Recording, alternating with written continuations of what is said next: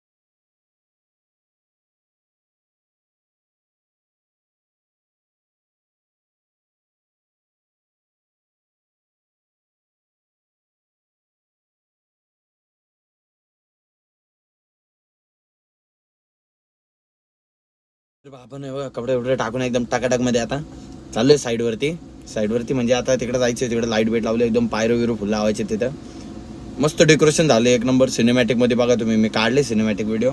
नक्की सांगा तुमची अॅनिव्हर्सरी असो बर्थडे असो काही असो फुग्याच्या डेकोरेशन पेक्षा हे